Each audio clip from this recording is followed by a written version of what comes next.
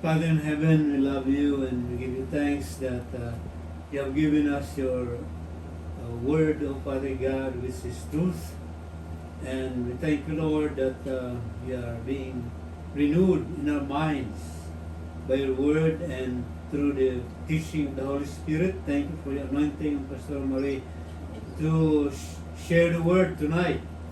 And thank you that you are all blessed, O Father God, Almighty Lord, because we are studying and abiding in your word. In Jesus' mighty and holy name, everyone says, Amen. Amen and amen. Thank you, Lord. Amen. Si Alex Gonzalez na may blood incompatibility. Alam mo yung blood incompatibility, no? Sabi sa kanya nung obstetrician, i-abort mo na yan kasi Incompatible sila. hindi meron incompatibility kaya nga. mamamatay yung bata. Are you want to continue pregnancy? Sabi niya, oh, go ahead. Okay. Normal.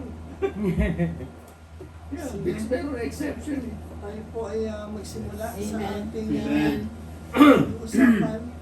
Amen. Pag-aaralan po natin ngayon is when life feels overwhelming. overwhelming. Maraming bagay yung nakaka-overwhelm sa atin ngayon, di ba? Yes. Balita, lahat and everything. So, pag-aaralan natin itong Jeremiah chapter 6 verses 24 to 25 sa NIV. We have heard reports about them, and our hands hang limp. Anguish has gripped us, pain like that of a woman in labor. Do not go out to the fields or walk on the roads, for the enemy has a sword, and there is terror on every side.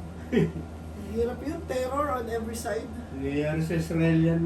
Nangyayari sa Israel ngayon, nangyayari sa iba pang parte ng mundo.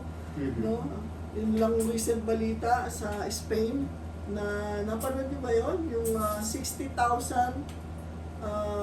Moroccan Muslims sinugod yung border nila sa Spain. Ceuta, Spain ba yun? O Ceuta, Spain? Territory ng Spain. Territory ng Spain yun, pero kasi border sila eh. So, nakakatakot tignan dahil parang sumusugod ng mga army eh. Kaya sabi nila, that's an invasion eh, no? Pwede ba wala doon sa southern border? 1 million nga pinapasok dito. But anyway, I've been reading the book of Jeremiah eh. And si Jeremiah, what can you say about Jeremiah? He is known as the weeping prophet. Parating umiiyak kasi, weeping. So, ang kakaiba kay Jeremiah, he ministered during one of the darkest periods in Judah's history. So, yung iwi, I ate the word of God. Yeah, so, kasi ang ministry ni Jeremiah is to keep warning the people of God to repent kasi lagi silang nasa idolatry, no? At lumapit sa Diyos. Sadly, anong ginawa ng mga tao? They did not heed the warning. Kaya itong Jeremiah chapter 6, this is talking about the approaching invasion of Babylon. Kaya yan ang kaya pag-aaralan natin yan. Kasi magre-respond ba tayo katulad ng response nila o anong gagawin natin? So tingnan natin, no? Si Jeremiah, tinawag siya, he was very young, sabi between the ages of 17 to 20 years old. At ang ministry niya, naglast ng, may idea ba kayo kung ilang taon? 40 years. Wow. Ang mensahe niya, very difficult eh. Kasi, ito yung, kaya difficult, unang-una, it's always a warning eh. Walang gustong makinig ng mga warning. Weeping prophet. Kaya he was always rejected. Ano naman yung Judah? Ano masasabi natin sa Judah at the time?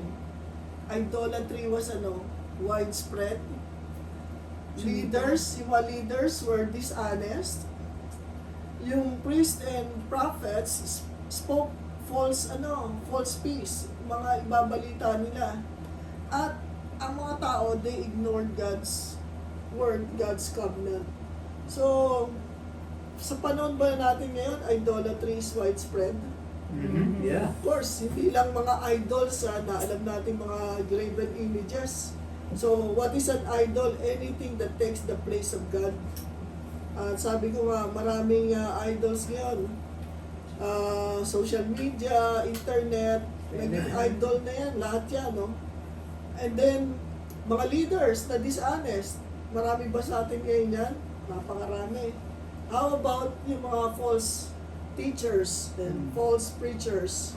Amen. Napakadami niyan. At what Prophets. about the people of God? We're not talking about the people in general. What about the church? What about the church? What can you say about the church? No? Sabi ko nga, yung verse na totoong-totoo sa panahon natin ngayon, yung word na ever learning but never coming to the knowledge of the truth. Kasi ever learning, dahil marami naman tayo talagang napapakinggan eh. Buksan mo lang ang YouTube, lahat na magagaling na preachers nandun. Di ba? Kahit saan ka pumunta, sa Facebook, marami ka rin mababasa tungkol sa Word of God. Pero, ano ang nagiging resulta niyan Never learn. sa church, sa local church sa ating bilang sa mga Kristiyano? Yung mga iba, nagkakaroon ng conversion sa Iran, sa China, doon sa mga hostile sa gospel, pero nagkakaroon doon ng mga conversion. Pero sa atin, who knows, I pray na pero sabi doon sa Barna Research dito sa Amerika, ano lang nagpapalitan lang yung mga mga Kristiyano from one church to another. So there is no really conversion. Anong tawag nila doon sa may term si hindi ko maisip right now. So anyway, pag-aaralan natin to. And then Church hopping. church hopping, oh. So yung coming judgment na ang Babylon ang magiging instrumento. Imagine niyo, no? Sabi natin, God is altogether good. Pinag-aralan natin noong nakaraan. There is no unrighteousness in Him. Pero, bakit, bakit niyo pinayagan, Lord, ang Babylon na magapi, no? Madaig yung Juda at saka buong Israel. Well, winaningan na nga sila dun eh. Kung ayaw ninyong mangyari yan, makinig kayo dun sa warning. Pero hindi lang ginawa nila. So, basahin natin ulit. Sabi dito sa, ulahin natin ulit. Isa-isahin natin to. Sabi dun ang verse 24, we have heard reports about them. Sino yan? Ayan ho yung sinulat ni Jeremiah, yan ang response ng mga tao. No? Who are they? The people of Judah, in particular here, sabi niya, we have heard the report. Sa atin ho ngayon, ano ang significance nitong we have heard the report? Maraming kaulugan yan. Diba? Report ng medical report, hindi natin gusto, hindi maganda. News report, yung mga nangyayari sa bayan. Family report, nasa Pilipinas, may sasabihin sa'yo, magre-report. So, pag nakarinig kayo ng report na hindi maganda, ano normally ang response ninyo? You worry about it. You worry about it? Ano pa? I mean, nakatanggap na ba kayo ng hindi magandang report sa buhay ninyo? Of course, I'm sure. May nag-report, tumawag sa'yo, namatay si ganito, o may sakit si ganito. Anong usually nararamdaman ng mga tao nakakatanggap ng hindi magandang report? Worry, that's right. Ano pa? Sadness. Sadness. Tama, ano pa? Sometimes they ignore fear. Ignore, may nag-i-ignore. Fear. That's right, no? Ang fear kasi, alam niyo ba ang fear? Basahin niyo lahat yung mga istorya. In most cases, maybe not in every cases, but in most cases, fear often begins with news. Pag ang fear nagsisimula lagi saan? Sa balita. magkaroon lang ng balita na, ay naku, susugurin ng kunyari, itong Amerika na matatakot na, may panic buying na nga di ba? Sabi, malapit na magkagera, panic buying na. So, itong mga tao, in particular in Judah, when they heard that the enemy was coming, talagang nagkaroon sila ng fear that even grew into panic. Anxiety. So, ano yung dapat nating matutunan dito sa sinusulat ng salita ng Diyos sa atin at ipinapangaral sa atin? News can influence us. Naniniwala ba kayo doon? News can influence us. Ang impluensya, lahat nasa balita Kaya mahirap makinig lagi ng balita. Of course, meron din magandang balita, pero ang madalas, ang balita, nakakatakot Pinakita ko nga sa ate ko yung pagsugod ng mga Moroccans Sabi na ate ko, nakakatakot naman yan. Ayokong makakita yan. Nakapasok sila. Nakapasok sila. Lumangoy nga lang sila, nakapasok sila. Open border hindi nakapasok sila. Di, ang gusto ng mga Muslim, Islam, ma-Islamize. Ma-convert nila yung mga tao at maghasik sila ng lagim. So, Romans 10:17, kung nakatatandaan nyo, ano ang Romans 10:17? Romans 10:17. Faith comes by hearing, and hearing the Word of God. So, nakita nyo, yung fear, dahil narinig natin ang balita. Fear, news can influence us. Fear begins with news. But at the same time, faith begins with, hearing din. So, it depends kung ano yung pakikinggan mo, di ba? Pwedeng makinig ka sa balita, mga bad reports, takot. Makinig ka sa salita ng Diyos, ano ang matatanggap natin? Pananampalataya, di ba? From the good news of the Bible. So, ang tanong lagi is, kasi sabi nila, we have heard the report. So, napakinggan nila yung, andyan na ang mga Babylons, no? O Babylonians. Pero tayo, whose voice are we listening to? Yun lagi kaninong boses yung madalas nating pakinggan? Demonyo. Ang madaming boses, sarili nating boses, boses ng kaaway, at boses ng mga tao, at andyan din ang boses ng Panginoon. So tayo, bilang mga Kristiyano, dapat makinig tayo sa boses ng Diyos, sa kanyang mga salita. Madaling sabihin, pero Good prophet. hindi madaling gawin. Ngayon, ano sabi niya doon sa pangalawa? Our hands hang limp. Ano ibig sabihin nun? Ano ibig sabihin? Ano yun? Hina. Lupay-pay. Kumbaga, our hands grow feeble, wala nang lakas. Go weary. Wala na. Their strength disappeared, their courage disappeared, kasi fear paralyzes people. No? Pagka nagkaroon tayo ng takot, wala na tayo, nakaganyan na lang tayo, nakayuko na yung ulo natin, nakaganyan, hang limp, because wala na tayong magagawa. So, ang fear, actually, what can fear weaken in us bilang mga Kristiyano? Sige nga, mag-isip naman tayo. What can fear weaken in us? Naranasan nyo na ba magkaroon ng takot? Halimbawa, nung COVID, maraming natakot sa COVID, sa totoo lang, di ba? Ano yung na-weaken ng fear sa atin? Okay. Yung faith natin, of course, ano pa? Specific. Yung body, our mind, okay. Ano pa? Confidence. Sa confidence mo, okay. Pero dun sa mga dapat nating ginagawa na hindi natin magawa because our hands became limp. Wala na magawa, limp hands Ano yung na-weaken natin? Yung prayer natin. Imbis na maging matatag sa prayer, lalong nanghina sa prayer. Maraming ganyan nangyayari. Nag-weaken ang worship. Kasi nga, noon nga COVID, talagang inalis ang worship Hindi tayo nakakapagsimba. Di ba? Parang nakalimutan nga natin ang Naalala ko nung September 11, 2001, ano nagkaroon nun? 9/11. Ha? Ano nangyari nung 9/11? Di ba yung Building. yung Twin Towers? Ah, No? 9/11. Eh, nangyari yan, di ba, sa umaga? Ito ko lang. For the first time ang dami ko natanggap meron mo ba tayong prayer meeting? On a Tuesday nangyari yun So, ibig sabihin, dahil sa takot, magdasal.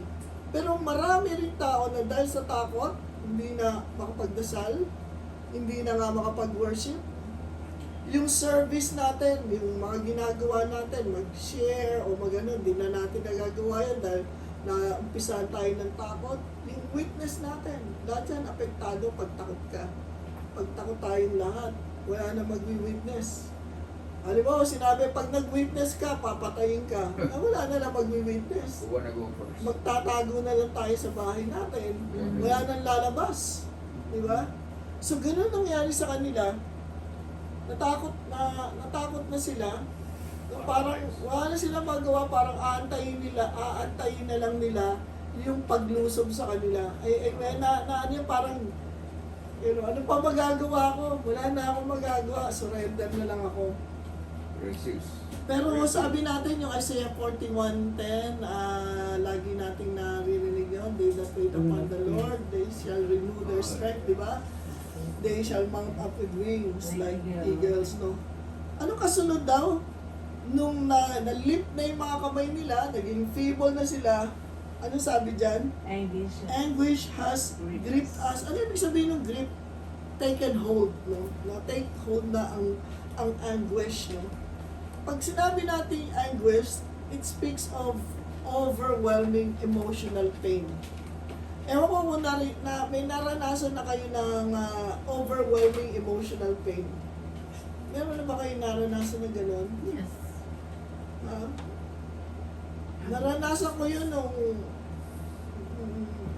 namatay ang kapatid ko, namatay ang lola ko, namatay. Pagka, di ba, pag merong namamatay na mahal mo sa buhay, andun yung emotional pain yung anguish talaga. Pero ito, bakit sa tingin nyo, hindi pa naman dumadating yung mga hindi pa naman dumadating yung mga Babylons at this time Bakit nag-grip na sila ng overwhelming emotional pain? Ano sa tingin niyo? Fear. Ha? Fear? Yeah. Okay, nakita na natin yung fear. Ito, They've heard about they have heard fear? what they Lack of are doing against lack of confidence. the people they have conquered. Yun ang mga bali-balita na Okay, so nakakarating. siguro, na-establish na natin yung fear na-establish na natin yung their hands became limp. Ngayon naman yung anguish Bakit sila from fear to no strength to anguish?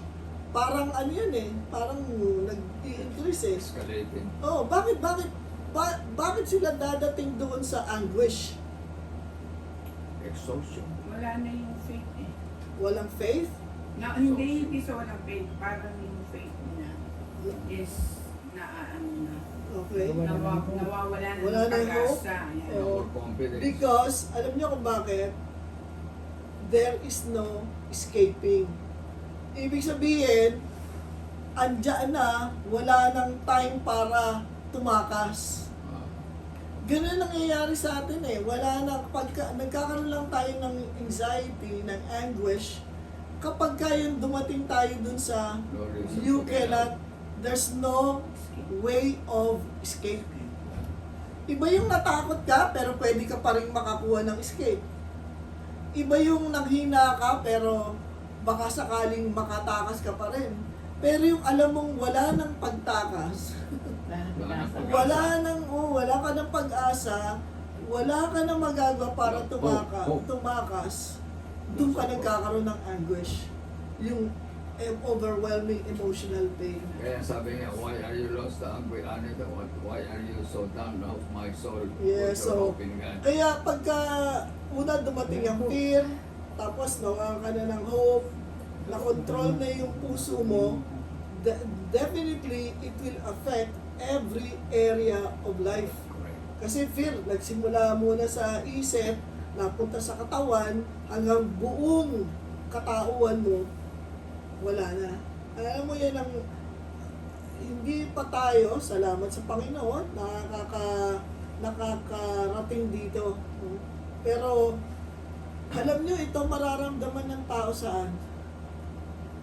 Sa rapture. Magkakaroon sila ng takot, manglulupaypay sila, magkakaroon ng anguish. Kasi wala ka nang magagawa eh. Andiyan na eh. Nakaalis na yung mga Kristiyano sa paligid mo, pamilya mo, wala nang yung mga Christians mong family, wala na. Overwhelming na. Overwhelming yan, overwhelming. Kaya pag tumanda ka na, lalabo ang mata mo. Kahit yung Mawawalan pagtanda, ka ng ipin. yung pagtanda, sabi nga nila, yung pagtanda, pag hindi ka naging pag in- sa, 2020 vision. ano, Nasa Ecclesiastes. Hindi. Oo nga, pero, ako, 2020 vision. pero hindi yun lang ang nakakatakot, yung tumanda tayo, kasi maraming tumatanda na malakas pa rin. Okay? Yung pinag-usapan natin nung nakaraan, di ba? Sino ba nagsabi na pag dumating ng 40, dapat magkasakit ka o lumabas lahat ang sakit? Tao ang nagsabi niyan eh. Hindi na, wala ka nang mababase dyan sa Biblia eh. Prediction lang. Hindi, kahit na prediction, wala doon sa Biblia. Kaya, whose report will you believe? Will you believe people saying na pag 40 ka, dapat lahat na ng sakit lumabas sa'yo? Hindi mo paniniwalaan yan. 40 begins. Life begins at Life begins 40. at 40. Yeah. So anyway, ito yung kaya ngayon nag-share ka no na mga pamilya natin, makasama mo pag dumating ang panahon na nandiyan. But at the same time, merong mga pamilyang hindi naman talaga rin tatanggap at i-ignore yung mga sineshare mo. Hindi, nakalagay doon. Na ano sila. Makakasama natin. Makakasama nga ako natin, pero yung this talking about our household, no? Na household. Household. Pero yung mga extended family members natin, pwedeng hindi nila sila makasama. Di ba? So, but anyway, you believe na lahat ng nasa family line mo, kung pwede na. Pero ako, alam ko na meron ako mga kamag-anak na alam kong wala sa langit. No? Alam ko. Ano mo yung ibig sabihin namatay na? Mga namatay na, pero hindi tinanggihan nila si Kristo. Merong religion, pero tinanggihan. Siyempre, wala ka na magagawa doon. But anyway, you can see the fear, first fear, and then your body is affected, and then anguish, your whole body. Paralyzes you. Doon ba natapos yun? Hindi eh. Sabi dyan, pain like that of a woman in labor. Siyempre, alam niyo na kung ano yung woman in labor. Sino ba rito yung matagal nag-labor bago nanganak? May isa, 3 araw. 3 araw na nag-labor. Sakit yun. No? Maraming ganon. So, pero, ano masasabi niyo dun sa pain like that of a woman in labor? Sakit na. That is a pain that you cannot ignore. Kung ikaw yung babae na yun, that's a pain you cannot ignore. Kaya sinasabi dito, yung pain na dumating sa people of Judah, in particular dito sa verse na to, it's a pain they cannot ignore. Talagang masakit yun, no? It accelerate. At ang masakit dun sa labor pains, it increases in intensity. Accelerate. Di ba? Tama kayo, nag-accelerate. So, sa mga tao, the judgment has become unavoidable. Ayan na eh. Unavoidable. So, God's warning had been rejected far too long. Kaya sabi nga doon sa Proverbs 29 verse 1 eh, yun daw lagi kang pinagsasabihan, pero hindi ka nakikinig. Sabi doon, matindi ang magiging bunga niyan sa iyo. Yung lagi kang pinapaalalahanan, pero hindi ka nakikinig, matindi ang dating niyan sa iyo. So, 29 na Pastor. verse 1. 29:1. So makikita mo na itong tao, yung mga time na yon, it's unbearable. No, it's unbearable. Kaya nga pag binasa niyo yung actual na nangyari, kung gaano kasakit sa kanila yon, basahin niyo naman yung lamentation, yung kasunod ng Jeremiah, para alam niyo ba kung saan sila hinantulad nung nilusob sila, para daw silang babae na ginahasa ng paulit-ulit, at hindi lang ng iisa, kundi alam mo yung parang gang rape na tinatawag. So, Malik. so that was how they truly felt about it, no? Rape. Ngayon, sa verse 25 naman, anong sabi dyan? Do not go out to the fields or walk on the roads. At least ito, makaka-identify tayo dahil nung panahon ng COVID, di ba? Nagkaroon tayo ng lockdown. Hindi ka makalabas, hindi ka as much as possible, talagang makonfine ka na lang sa bahay. At alam niya, Brother Alex, sabi niyo nga, 2 taong kayo hindi lumabas. So, kahit na minsan, maraming hindi lumabas. Kami lumabas. Kaya kami nagkasakit. Apa kayo. Nagkasal pa nga ho kami eh. Duwag Na, mo. nagkasal pa kami nung time ng COVID. Huh? Nag-minister pa kami nung time ng COVID. No? Pero Yung kinasal niyo.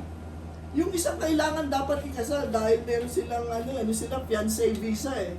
Kailangan makasal sila nung oras na yon.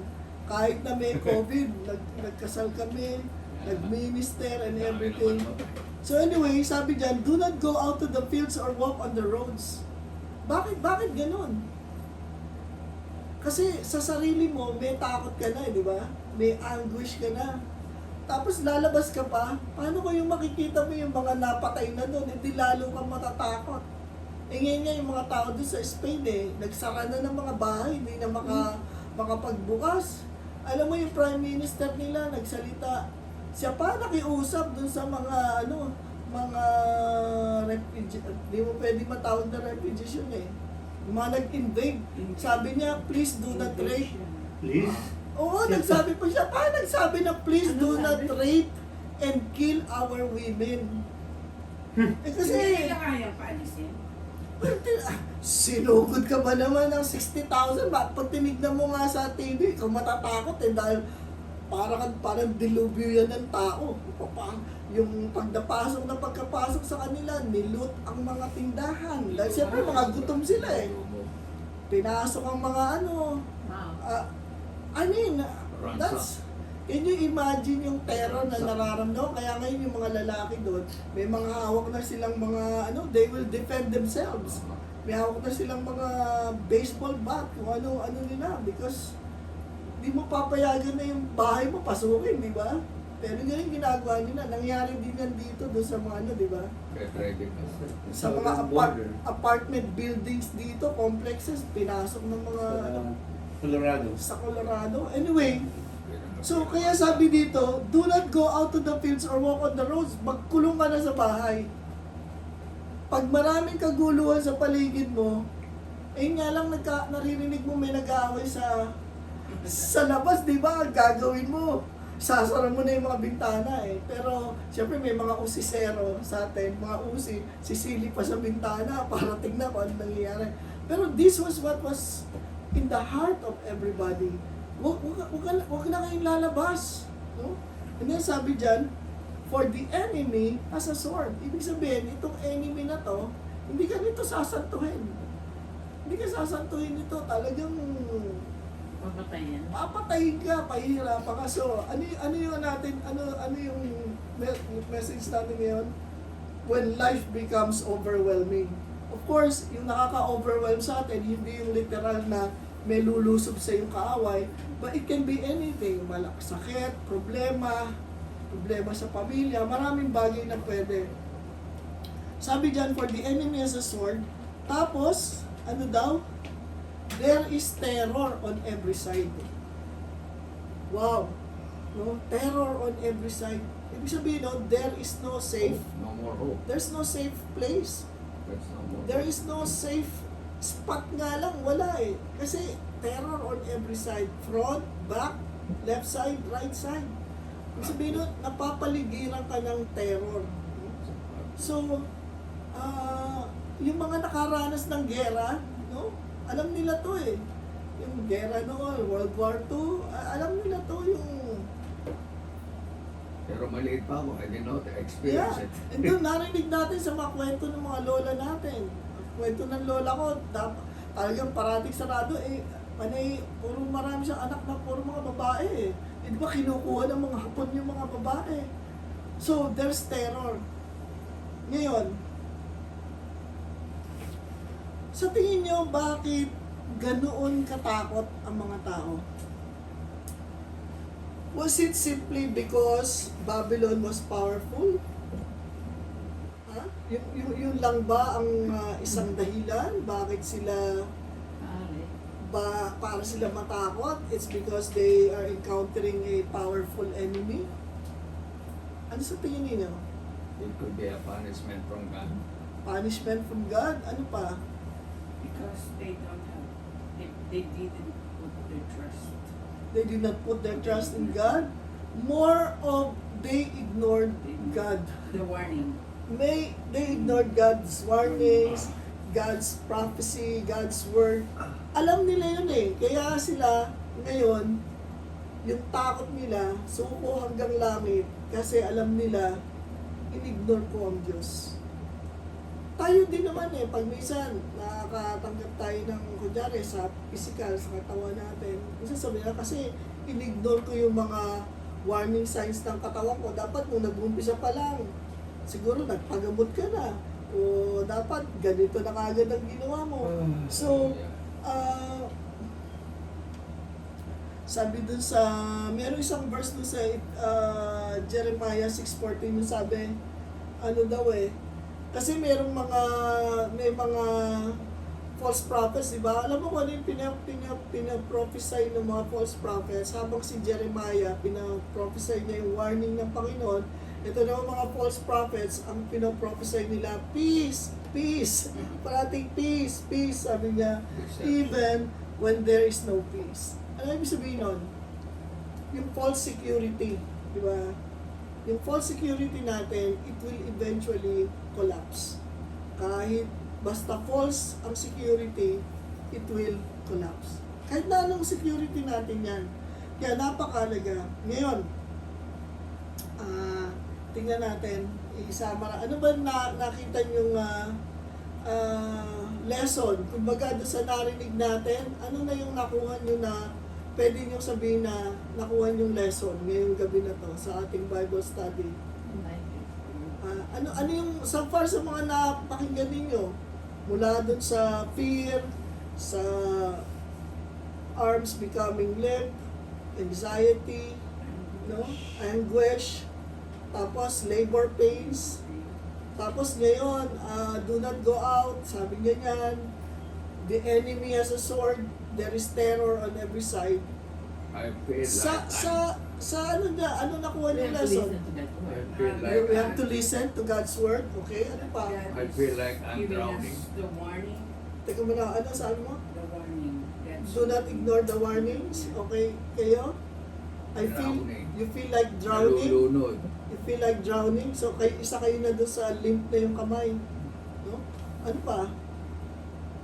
Ano pa nakuha nyo? Kayo, story time. Overwhelming. Put your trust in God. Put your trust in God. Lose Praise the faith. Lord. Ikaw, Pastor Bert.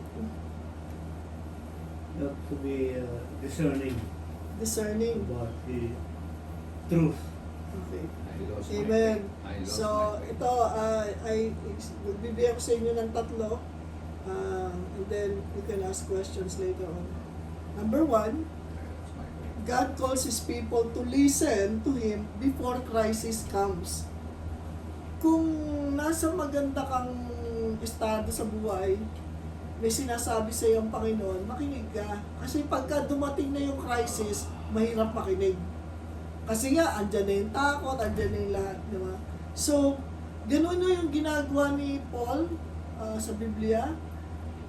Nagpapalakas siya sa salita ng Diyos, nakikinig siya, kasi ang dami niyang na-encounter left and right na mga atake galing sa mga tao. Kaya tayo, pag meron tayong sinasabi ang Panginoon sa atin, at doon sa mga binabasa natin, tinatawag tayo ng Diyos, makinig ka bago dumating yung problema. makinig ka. Kaya ho daw yan ang importante. Halimbawa, bakit pagising natin sa umaga, kailangan na tayo manalangin, manalangin, magdasal, makinig, magbasa ng Biblia. Kasi para yung buong araw mo, na naihahanda, na handa mo na yung sarili mo, kung ano man ang mangyayari, andyan ang ano ng Panginoon sa atin. So, God calls His people to listen to Him before, bago dumating. Dasal muna tayo. Oo, bago dumating yung crisis. Kasi pag nandun na yung crisis, hindi mo na alam kung paano ka, of course, kung lagi kang, di ba, fear begins with hearing news. Faith comes from hearing and hearing din. So, mas maiging makinig ka na sa salita ng Diyos para imbis na takot ang mabuo, ano mabubuo? Pananampalataya. Importante yan, no? So, hindi yung pagkatapos. And then, pangalawa, nakita natin dito, fear is often the what? The result of ignoring God's voice. Pag na-ignore natin yung God's voice, wala ka ng security, takot ang kapalit nun. No? Takot ang kapalit pag in-ignore natin yung salita ng Diyos. Kaya, kailangan talagang huwag nating ignore ang salita ng Diyos. Huwag Ano nating yung acronym ng fear? Meron na nakalimutan ko. Appearing false real. evidence appearing Real. real. Okay, yun ang may nagbigay False evidence. ng meaning dyan sa Fear. F-E-A-R, false Appearing real. evidence appearing Real. real. Pero false yun. No? Kasi ang fear naman, talagang dumadating kapag in-ignore mo yung salita ng Diyos, ang boses ng Diyos, natural, Still, mawawalan ka ng it's the pananampalataya. opposite of faith. Oo. Where there is fear, there's no faith. Where there is faith, there is no fear. Hindi pwedeng magkasama yung fear and faith at the same I time. saw that in the telescope. Mm. Telescope, maliit pero lumalaki, di ba? Oo. Baliktarin mo. Okay. The malaki, lumiliit. Okay. Did you see the principle? Yes, so kaya looking unto Jesus, di ba? Yeah. The author and Minister Malaki siya, finisher pero of our maliit. faith. of our faith. And pangatlo, although napakarami pa, is this repentance opens the door to restoration. Isa lang naman talaga ang gagawin nila eh. Isa lang naman talaga yung gagawin nila dun sa warning. To repent, to change their mind about their present situation, to come to God, no? At sabihin nila, Lord, nagkamali kami, nagkasala kami, at eto kami ngayon, lumalapit sa inyo. Isa lang yung gagawin nila, na avoid sana nila lahat ito dahil biruin yung haba ng patience ng Panginoon sa kanila. Ang haba ng patience ng Panginoon para sa kanila. How many years? Hindi naman sinabi ng Panginoon na ngayon, kinabukasan, nandun na yung mga Babylonians. Hindi. It took many years bago nangyari yun. Pero kung nag-repent sila, katulad nung halimbawa, ginawa ni Hezekiah, tinawag niya yung mga tao, mag-fast tayo, magdasal tayo, lumapit tayo sa Panginoon. Kaya hindi sila nasugod nung natalo yung mga sumugod sa kanila dahil ang Panginoon ang nagbigay sa kanila ng panalo. So, karamihan at karaniwan sa mga sitwasyon natin, kailangan lang natin lumapit sa Diyos. At sabihin natin, Lord, I blew it. Marami kong nagawang pagkakamali. Pero andito ako ngayon, tinatanggap ko yung mga pagkakamali ko at handa akong baguhin yung aking sarili sa tulong ninyo. Diba?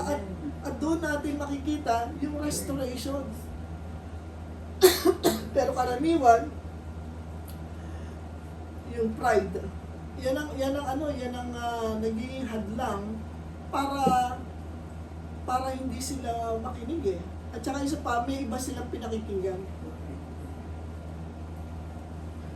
Ano pinapakinggan nila? Yung false prophet.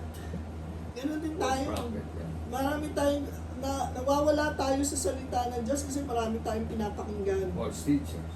False teachings, and then False pastor. the many gods in the midst of us, yung God of self, God of sports and entertainment, God of money, God of politics, God, lahat ng God nandito sa mundo, di ba? So, yun ang mas pinapakinggan natin. Therefore, hindi natin masyadong naunawaan. Pero, overwhelming yung buhay. Totoo naman yan.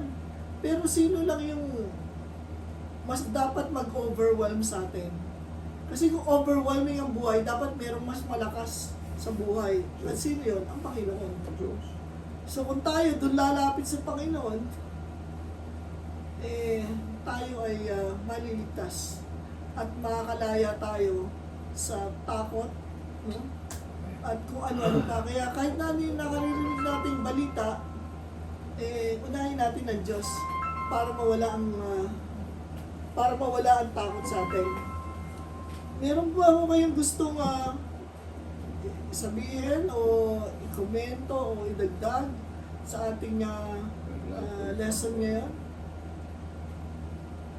When life overwhelming to me, I lost my confidence to myself. Nawala dahil Na-overwhelm ako eh. Na-overwhelm ako ng situation, I lost my confidence to myself. Imbes na confidence to God. Are you getting me?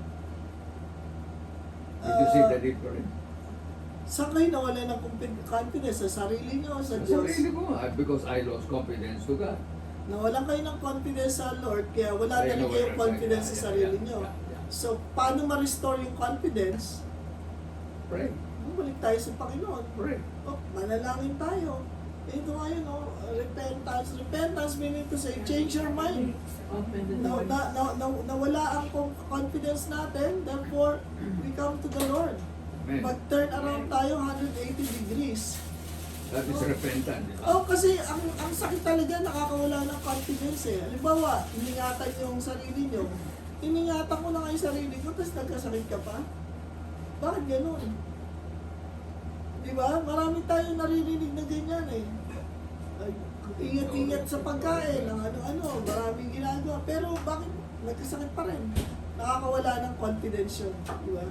Pero our confidence is the Lord's eh. Kaya doon tayo sa Kanya lumapit. Ano pa? Quick to listen, slow to speak. Number one ng tao is lack of listening. Oh yes. Well, totoo yun. Number one. Yeah. That's Kaya why- nga ginawa ng dalawa yung tenga natin para makinig tayo ng 2 beses eh. Pero isa lang ang bibig. Pero hindi pa natin nagagawa yun. Be quick to Ay, kasi listen, may slow to kasabihan speak. eh. Pag Ano? dumaan dito, lalo pa. Kaya, Ayun nga eh. di ba? Oo. Quick to listen, slow to speak. Yes. So ano pa ho?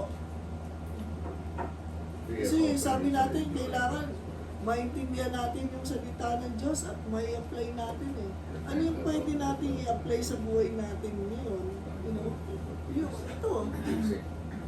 Habang maganda ang katayuan mo, lalo kang makinig sa Panginoon. Lalo kang lumapit at sumunod. Para pag dumating ang problema, meron kang baon, malakas ka. Diba? Hindi ka manghihina. Katulad ni David, dumating si Goliath, prepared siya eh. Diba? This is what we learn in seminar. The method is like McDonald's. Listen, repeat, verify. Yes. No room for error. Minimize. That's why hindi sila nagkakamali. Okay? Parang Listen, number one is listen, repeat, and then verify. repeat o hindi mo ba understand? Repeat. Listen, Kung ano yung sinabi mo, i-repeat ko. Listen, understand, verify. Ayan. Oh. Amen. See? I got that from McDonald's. Yes. That's why they don't make mistake. Every time yun, pass. Mm. Avoid make mistake. Ang ginagawa ko naman, repeat it. Ano is that? What did I say? Listen. Ano? Listen, repeat, verify. Hindi, repeat. Layo. Ano lagi ko sinasabi, nakakalimutan ko na ito. check, counter, check, verify. Check, counter, Check, counter, check, verify. Tatlo. Check, counter, check, verify. Minimize error. Yes. Pero dito naman sa atin, sa Panginoon, talagang ano ba ika-counter check natin sa Biblia? Salita niya. Yung salita niya, pakinggan lang natin ang pakinggan, mawawala yung mga false beliefs natin habang pinupuno natin ang sarili natin ng salita ng Diyos. Ano pa ho, bago tayo manalangin? Meron pa kayong tanong? Pansin ko lang, Oo. well, yung katulad ng lesson natin last week, yung word ng Panginoon, okay? It's something that we have to really concentrate and study. Kasi, parang pareho-pareho, mula noon hanggang ngayon, pareho ang sinasabi ng Panginoon about the warnings, about ignoring God's word. Parang pareho, di ba? Oo. So, ano gusto niyo sabihin doon? Kung pare-pareho. We really have to study God's word. Yes. Yun nga ang ano pare-pareho, pero hindi pa rin natin maintindihan. Kasi, natulad ko, siyempre binabasa mo, pero sometimes you just ignore it. Pero habang sinasabi mo, pareho-pareho ang sinasabi ng Panginoon about the warning, about everything. Yeah. All we have to do is listen. Tama ho naman yun. Parang katulad din mo yan sa health natin. Pare-pareho natin naririnig na tungkol sa tamang pagkain, gumalaw tayo, galaw-galaw din para yung mga muscles natin hindi manghina. Pero hindi rin natin sinusunod hanggang sa dumating yung time na nanghina ka na ng gusto. But is that the end of the world? Hindi naman. Kaya bibigyan pa rin tayo ng Panginoon ng pagkakataon na ma-restore, maka-recover, because yun naman ang plano ng Diyos sa atin eh. You just have to accept it. Ang pattern ng Panginoon sa Bible talaga ay yung kanyang mga anak, the righteous ones. Yun ang gusto niya na maging handa parati. Kaya pagka sumunod, naliligtas sila. Gaya nila, pamilya ni Noah, sila lang ang naligtas dahil sumunod si Noah. Tapos si Abraham sumunod sa Diyos, diba? He was righteous. Kaya siya nagkaroon ng yung buong nagkaroon ng katotohanan yung your descendants will be like the sun of the sea or the stars in the sky. Si David dahil sa sumusunod siya sa his heart is after God's own heart, naging linya sa kanyang dugo ang Misaya dumating. So, ganun ngayon sa ating kwan, in our world now, in our situation, overwhelming yung balitaan natin, napapakinggan, and yet we are God's children already. Yeah. And yung isang lesson ay sabi ni Abraham bago matupok yung Sodom and Gomorrah, will you destroy the righteous along with the sinners? Of course not, sabi ng Panginoon. So kaya ang assurance natin ngayon para hindi tayo ma-overwhelm ng fear is magkaroon tayo ng confidence sa Diyos na tayo ay mga anak na tayo ng Diyos. Ngayon, ang kailangan na lang talaga ay yung sunusunod natin ang kagustuhan ng Diyos dahil mga anak niya tayo, hindi tayo paparusahan, i-judge Amen. kagaya ng mga hindi sumusunod, yung mga makasalanan pa, yung ayaw magpasakop sa Diyos. So, nandoon yung magkakaroon ka ng confidence na salamat Panginoon. At ako ngayon ay nasa inyong kamay, hindi niyo ako pababayaan. Kahit ano pa ang mga nangyayari sa kapaligiran ko, as long as I look unto Jesus, the author and the finisher of my faith, hindi niyo ako pababayaan. Kahit ano pa, economic crisis, Forsaking all Um, trust in health crisis, faith. mga gera sa kapaligiran, His faith. I will be safe in your hand. No one can pluck me out from your hand. So, ang confidence natin is in His Word, in His promises. Naalala ko lang kasi nga, di ba, an example natin kanina na Israel, terror on every side. Yeah. Pero alam niyo ba, ang Israel, kapag ka nag-sound yung sirena nila, makinig ka doon. At meron na doon mga nakalagay na mga parang Bomb shelter. bomb shelter. You have 15 seconds Siren. Ano? Sinasabi mo? pag narinig yung siren. Yeah, so, Siren. ibig sabihin, pag narinig mo yung sirena, Siren, huwag mo siren. i-ignore yun. Dahil pag in-ignore mo yun, magiging kapahamakan mo yun dahil matamaan ka ng mga bullets, matamaan ka ng bomba, Sharpnel. mga kung ano-ano. Pero pag nakinig ka dun sa warning na yun, Safety. safe ka. So, that's just the basic example na pwede natin. Kasi, katulad nung pinag-aralan natin nakaraan, these are perilous times. Di ba? Sabi, perilous times na, kaya nga life is overwhelming eh. Pero, pag narinig mo ang salita ng Diyos, makinig ka doon, at hindi ka mapapahamak. I have another Amen. fear. What I have that thing here. Fear. The opposite of fear is faith. Uh, Forsaking all I trust in. Yes, so forsaking all I trust in. Siguro tayo manalangin at katulad ng dati, lagi nating ipagpasalamat na meron tayong Panginoon na laging God is always for us, never against us. Amen. Let's pray. Aming Ama, Panginoon, maraming pong salamat sa mga napag-aralan namin ngayong gabi ito. Lord, na life can be overwhelming, but you are greater than everything.